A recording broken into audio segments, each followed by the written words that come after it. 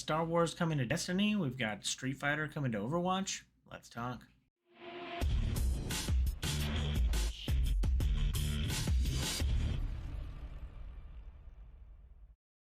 What up, viewers? What up? What up? Calc Soups here, and today is Friday, May 9th, and that means it's time for a quick recap of the week in video game news.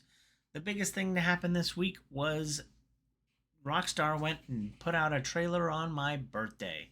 Yeah, that's right. The second trailer for GTA 6 was released on my birthday. You can figure out when that was. Um, and yeah, I think a lot of people are, is this a make good for pushing the date 6 months ish? Even though, some of us already knew that it was never going to come out in 2025 anyway. Um, yeah, it just kind of shows some gameplay, shows the characters a lot, the graphics. I mean, I don't know, were they captured in engine? I don't know if it was captured in engine or not, but it looked gorgeous. If it was, a couple people commented on the distinct lack of gameplay, which, you know, depending on the camera angles and what was going on, like some of it could have been gameplay. You definitely have like a workout you can do with your main character to get them all ripped if you want to do that.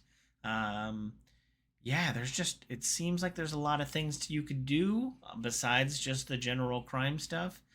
You could just live in Miami and fix houses, I guess. That's kind of where you start off. So, yeah, I mean, again, GTA is going to be massive when it comes out, and you're going to be able to live an entire life within the bounds of Vice City. So, it'll be interesting to see, if we get more gameplay or what it looks like and how many people lose their lives, livelihoods to watching and playing way too much GTA 6. So, yeah, let me know what you think down below in the comments.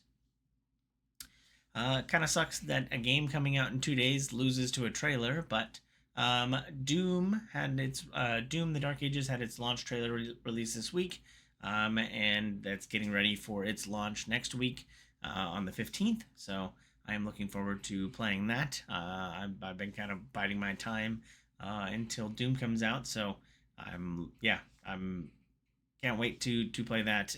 That'll definitely won't hold me over until GTA 6, but yeah, I'm definitely looking forward to that. So I saw the Metacritic's already out. It's got an 86, so I don't know where that compares as far as Doom Eternal or Doom 2016, but I am excited to play it, and and yeah, the gameplay looks fun, and it seems like it's going to be more reflex based and less kind of like just big guns and shooting the right people. So yeah, I'm curious. Yeah, I'm very excited for it. So looking forward to seeing what they do with the story. I kind of need a story recap. Anyway, I digress. Like I said in the cold open, Star Wars, as part of Star Wars Day, announced that it will be coming to Destiny in its next DLC, Rise of the something something. And yeah, I'm surprised that Destiny has gotten, I wouldn't call it low, but has gotten to the point where they want to start doing some more brand integrations. And I mean, Star Wars is a big brand to integrate. But yeah, it's gonna be really weird jumping into raids and strikes with people that look like Kylo Ren and Darth Vader and General Grievous. So, um, I mean, there were already laser swords in the games. Might as well have lightsabers. But yeah, it'll be. I'm a little of two minds about that one. I also talked about Overwatch 2 is getting a big brand collaboration with Street Fighter.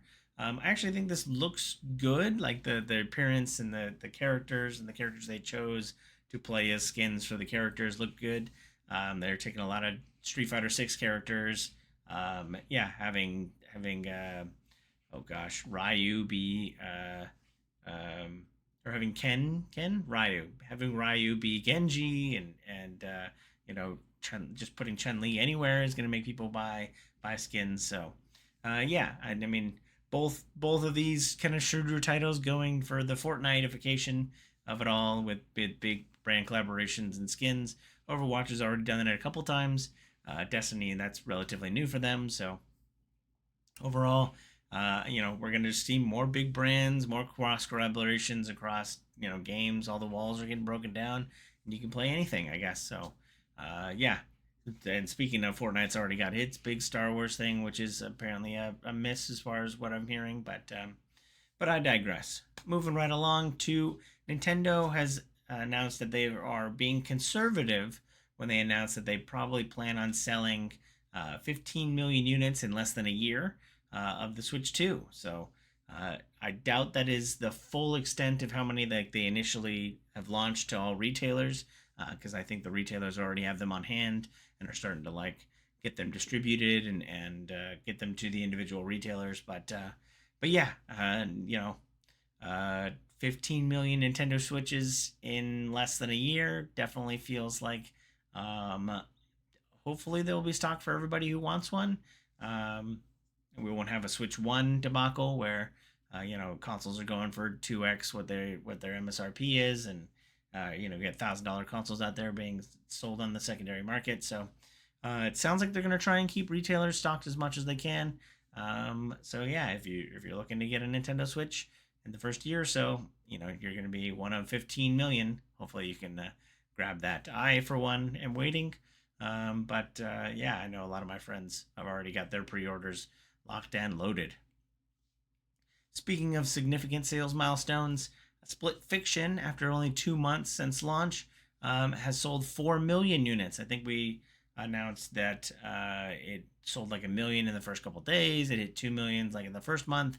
So now that we're at 4 million, yeah, they're doing great. Love to see it. Me and my wife played through it.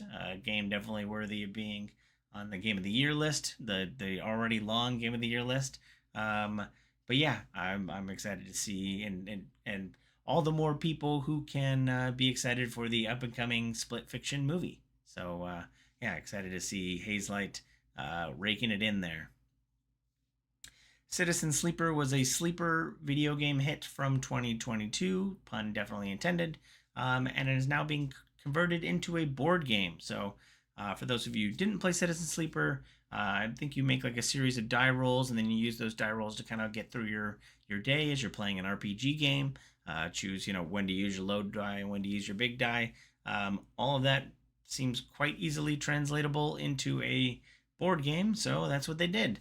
Yeah, you get a series of d6s. You can play through your RPG. It is only a solo board game. It's not a multiplayer game, so unfortunately, you will still be a single player experience. But yeah, I think that's a cool way to experience more Citizen Sleeper, even though there is a second one on the horizon, I believe. So yeah, a game I always kept my eye on, but now that it's been turned into board game form, maybe I'll play it on my tabletop. Dune was planning to have a Dune Awakening was planning to have a closed beta weekend this weekend for you'd have to like go in and get a code or whatever, and now they've kind of opened it up. Anyone who has pre-ordered the title, or you could still go through all the other avenues of requesting a code or watching a streamer. But yeah, anybody who pre-ordered the game will be able to play the open beta this weekend. Having already played an hour of it, I can say I'm having a pretty good time. Still trying to get into the base building portions. It definitely has some of that Conan Exiles feel to it. So overall, but it's still got that Dune flavor, which is what I'm here for. But yeah, if you're excited to or have already pre-ordered Dune, you can play a little bit of it this weekend. Saw a MOBA plus auto shooter. Seems like a good blend of games where you're trying to defeat waves of enemies, but you're constantly shooting at them. Kind of Vampire Survivor style meets League of Legends. The game was called Sirocco, and you play as a boat. You are a boat trying to kill other, group up with your friends and trying to kill other boats in a match based system. Yeah, and it's all based on a Warcraft 3 mod. So I thought I'd shine a little light on that. It looked pretty cool. I've already added it to my Steam wishlist as well. Last but not least, this week, Fallout Season 2 has ended its production. So people are no longer on sets. They've wrapped production. Now we just have, roughly 12 months or so for post production. All the New Vegas sets are going to be torn down, and yeah, well, after all the spoilers, finally glad to see that it's over, and still have to wait a little bit over a year maybe for it, but Excited to hear that filming is complete, and we'll be able to watch it hopefully soon. But that's it for this week. Let me know if you feel I forgot anything down below in the comments. Thanks for watching. I hope you have a super day. I hope you have a super weekend. And I hope you have a super day. Bye.